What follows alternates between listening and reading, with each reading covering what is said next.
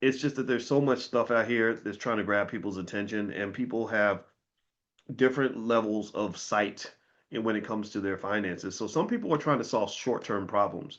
So they're not really trying to hear about something that's going to make them money 5 years from now. They need stuff that's going to make money in 5 days.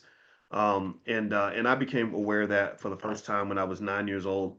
And I on New Year's Eve I stayed with my actually New Year's Eve. So imagine New Year's Eve 46 years ago, and I was staying at my Uncle Jerry's house, who lives in the projects. And Uncle Jerry, I went to the grocery store with Uncle Jerry and my cousins, and Jerry, Gary, and Carrie. Their names all rhymed.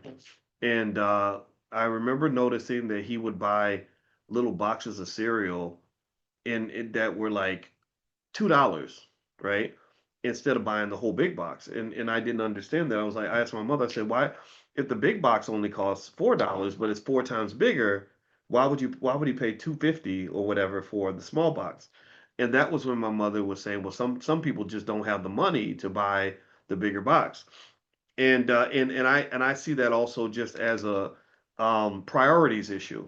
Some people are so stuck in the struggle that they can only focus on lower priority, or not lower priority, sorry, high priority, low vibrational issues, short term needs. Right? They're trying to figure out how to eat by next week. They're trying to figure out how to get through the week.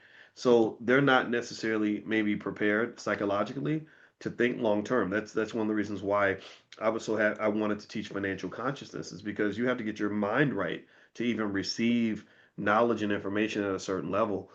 And my heart goes out. Some people just are not there yet. Then some people choose to stay there too, right? So I think that it's not your job to try to fight through a barrier that people want to keep up themselves. Like I don't want to force anybody to do something they don't want to do.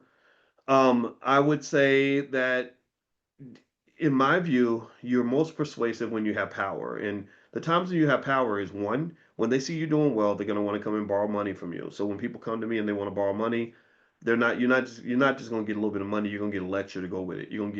I'm going to ask you to come to class. I'm going to say, okay, if you want my money, you're going to have to do this and do that. Number two, when they see you doing well, then that will reduce the risk for them. You're kind of what they call an early adopter. Early adopters are courageous, they're visionary, they're willing to try new things.